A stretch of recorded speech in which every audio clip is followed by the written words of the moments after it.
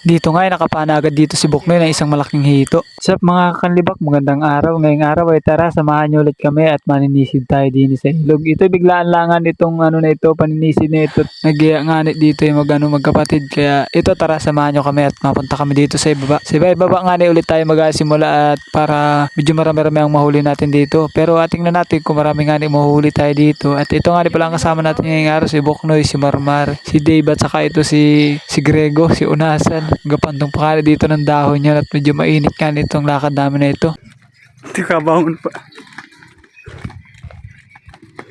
Karating nga namin din sa ilog ito naninisid agad nga sila dito para makarami agad kami dito. May nakita nga agad sila dito na isang hito kaso nga nahihirapan sila makahuli at tingnan nyo ka naman kung gaano kaganda ang taguan niya no. Naugnog na pa yung lupa din sa gilid na yan. Nakain kasi ng tubig yan pag nagaba kaya nagausus. Kaya nagatibagan yung mga lupa dyan pag nagabahain may dito. Kaya napakaganda ng mga tirahan ng mga hito dyan kaya napakahirap din hulihan. Dahil sa sobrang tagal na paghahanap nila sa hito ay nainip na sila kaya ang ginawa lang nga namin dito ay iniwanan na nga namin yan at hindi na rin namin makita yung hito kaya umalis na rin nga kami dyan. Dumiretso na rin kami din sa may bandang taas, din kami nagsimula ulit. Kalipat nga namin din sa may bandang taas, nagsimula na rin nga agad kami din magyabat. Ito nga palang kahoy na ito ay natumba gawa nung nagbahain maigi dito at naglakas maigi ng ulan. Kaya dito may nakita kasi silang hito dito sa ilalim kaya inawanan nila ito na maigi para mahuli yung hito. Kaya dito panoorin nyo na lang kung anong ilang pirasong hito ang mahuli namin dito. Nagyabat nga kami din sa may bandang baba, dito naninisid naman si Buknoy dito sa may bandang taas at ito nakadaling nga siya dito ng isang malaking hito. Pinatusok ko na nga dito sa ulo para sigurado na hindi pa makakatibo itong hito na ito at napakadelikado matibo niya nitong hito na yan. Kaya dito tinusok niya na ito sa ulo at pinalagay ko na rin nga nito kay Unasan sa lagayan namin baka makawala pa. Katapos nga namin doon sa may banda baba umakyat na nga dito kami sa may bandang taas na napakaganda ng mga taguan ng mga dito hito at saka mga tilapia. Kaya dito nanisid na nga silang tatlo dito at ako muna ang taga video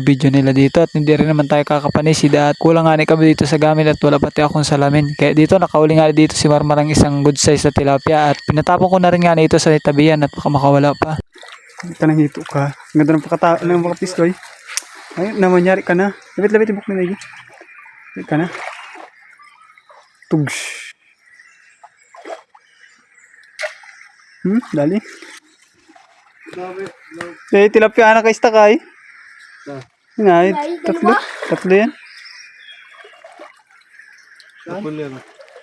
Dito nga tinusok na ni Buknoy yung kanya nahuli ditong hito sa putikan. Medyo madalang pa nga ng huli namin dito guys. Kung mapapansin nyo dyan sa may lagayan namin nakaunti pa talagang huli namin. Katapos nga namin doon sa may bandang ibaba ito lumipat na naman kami dito sa isang magandang tirahan ng mga hito na ito. Dito nga nagayabat nga dito sila Marmar at siyempre nagtakit na rin nga ako dito ng video at para mabidyo namin yung pagyayabat namin dito. Medyo mahirap nga lamang hulihan nga dito at napakalalim nga ng butas nung ilalim nung kahoy na malaki na yan. Nakatakot pati may gisumuot at napakaraming kasi nilang ugat doon sa ilalim kaya napakahirap talaga hulihan ito. May nahuli naman kami dito ilan piraso din lamang kaya ito tara panoodin nyo ito.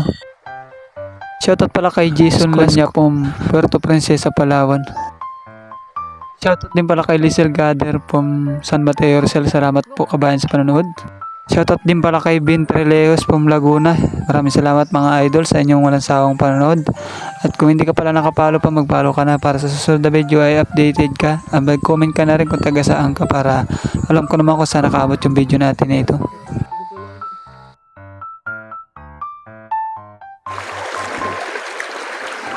Kugi naman yung ano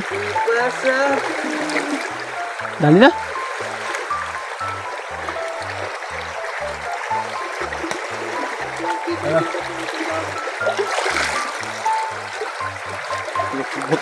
Malay pasti. Bila kita buat.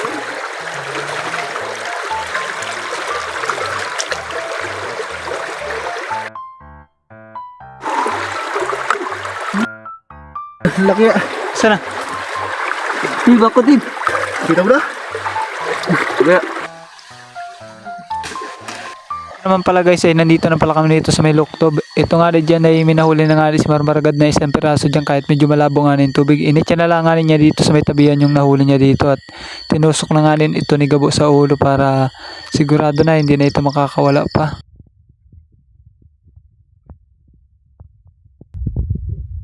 Tapos nga inigaboy ito matusok sa ulo ito, diniretso na rin nga niya ito dito sa lagayan at para sigurado na secure na ito. Medyo madalang pa din talaga dito at ito nga nandito na kami sa may dike. Iniilawan nga nila dito yung mga nakasalansan bato dito sa may gilid ng dike at doon nga nagataguan yung mga hito at saka yung mga tilapia dito.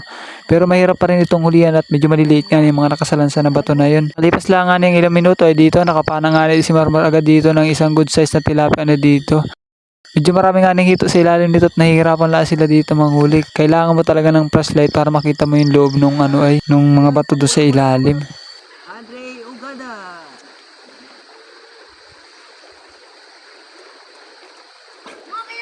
Ito. Huwag ka makulit para hindi kasira. Siya yata yun. Siya may dala ka ganina na. Ha? Siya may gamit ka ganina na.